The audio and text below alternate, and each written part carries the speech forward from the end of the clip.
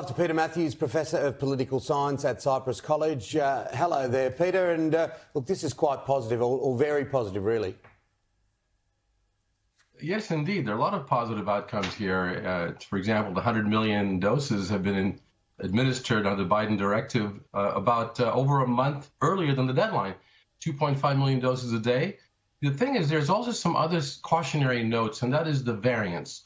30% or so of the American virus has been variant virus from Britain, from the UK. And so that's a problem because we don't know exactly how that virus will behave even with vaccinations. And the vast majority of Americans still have not been vaccinated. We still have to have 2 doses in most of those vaccines, and only about 15% have had the 2 doses, less than 15%.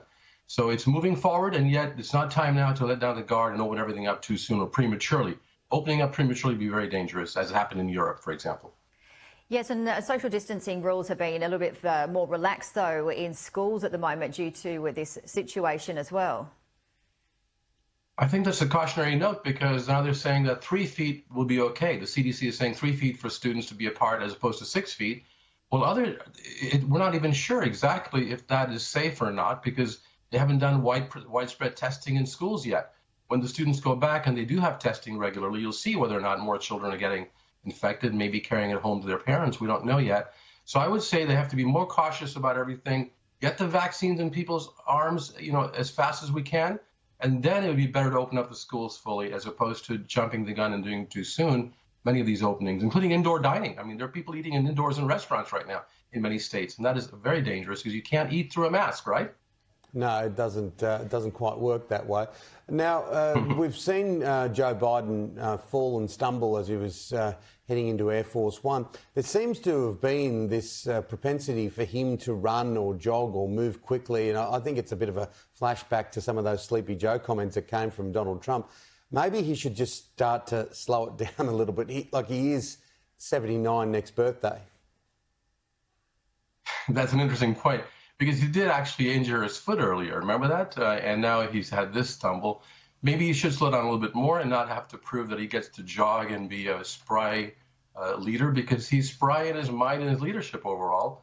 He doesn't have to be a track star, So I think that maybe he could slow down a little bit and just go regardless of those steps carefully. He's got a lot on the agenda today. President Joe Biden, also Kamala Harris, they're currently at the Centre for Disease Control in Atlanta. They're set to meet with Asian American leaders and local community leaders in Georgia's capital to discuss the horrific, deadly attacks that took place on Asian American women in the Atlanta area. What are we expecting to hear with this talk today? What a horrendous action that was, a terrible, terrible tragedy. And it was on the heels of many, many Asian Americans across the country being, beat up or knocked down or hit in the face. Even elderly Asian Americans, and he spoke out against it even before the shooting occurred. And after the shooting occurred, he had to change his plans of focusing on the COVID vaccine rollout or what have you, on the stimulus package, and focus more now on the racism and xenophobia and all kinds of things that are driving this horrendous, actions against Asian Americans. That's unacceptable. And if you look at what President Trump had said, that also exacerbated this kind of feelings, I think, when he called the COVID-19 virus, he called it the China virus, he called it the Kung flu. Those things were terrible. And I'm saying there was already this resentment of the Asian American community at times about being a successful community. They were very quiet. They wouldn't go out there and protest very much or, fight on the streets, for example, peacefully. They would be very quiet, the model minority, and now it's coming to hit them as well, the racism. And so they have to get together as a coalition, and I think Joe Biden will talk about that. And don't forget, our vice president is also part Asian American. Her mother is from southern India, so this would be quite interesting to see how they'll work together. And there's a lot of work to do to make America, live up to its dreams.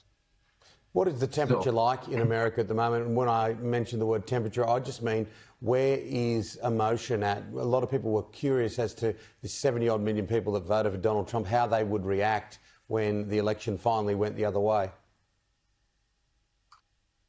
There's still quite a bit of division, but there are people who have accepted it. There's still a number of Trump supporters who did accept the election results.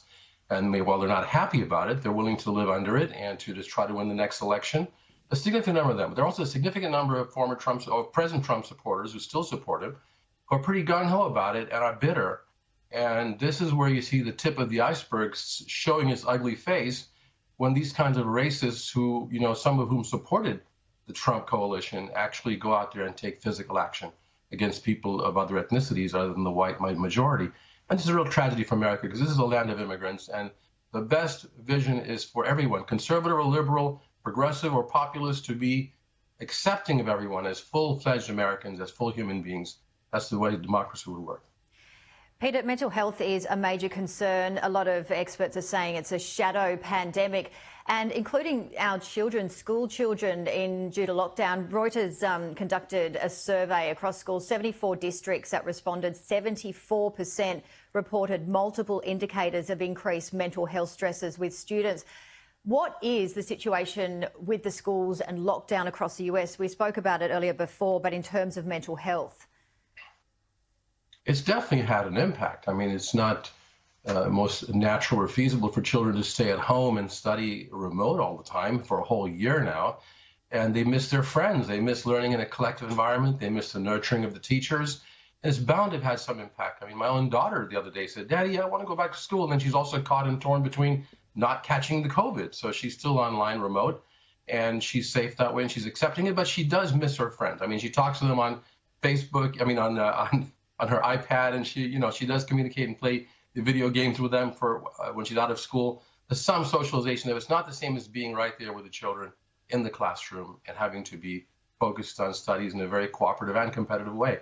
So this has to be changed eventually, and we got to work on the vaccines, including a children's vaccine, which hopefully will be ready in the fall or maybe just after that. Whatever has to be done is every adult must be vaccinated within the next few weeks. And that could help us go back to school. Absolutely. Professor Peter Mathews, I think the news is brighter than it was 4 or 5 months ago, and we were talking about all sorts of other things. So let's hopefully, have faith that it's all heading in the right direction. Good to talk to you. Good to talk to you both also. Take care.